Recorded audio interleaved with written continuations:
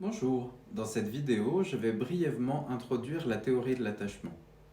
La théorie de l'attachement est complémentaire à d'autres approches pour accompagner relationnellement et expliquer certains phénomènes psychologiques.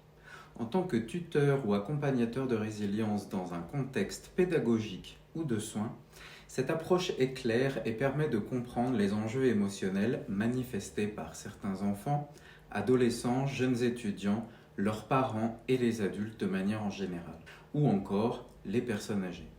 Elle vient compléter les approches psychologiques connues comme la psychanalyse ou les approches comportementalistes par exemple. On retrouve en complément des théories plus modernes comme la psychologie de la résilience.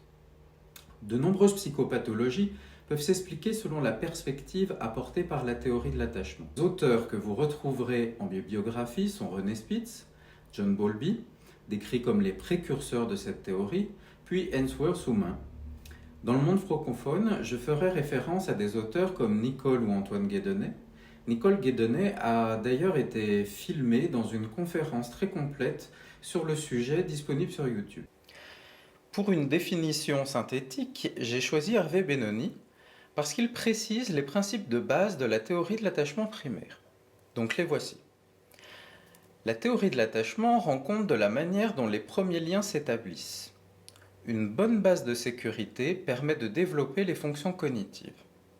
De fait, la sécurité autorise la déstabilisation qui peut être comprise et intégrée. Celle-ci devient même partie intégrante des apprentissages cognitifs et mène les sujets au développement et à l'autonomie.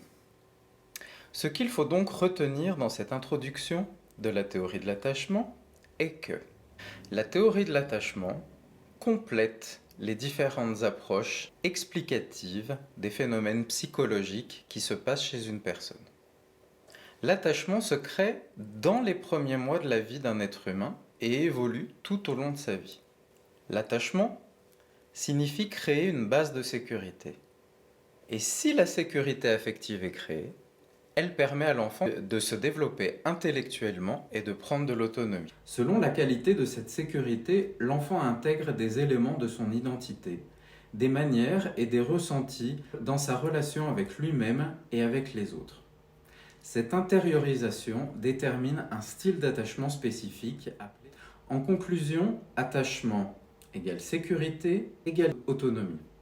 Dans la vidéo suivante, nous allons voir comment ces liens d'attachement se créent et avec qui.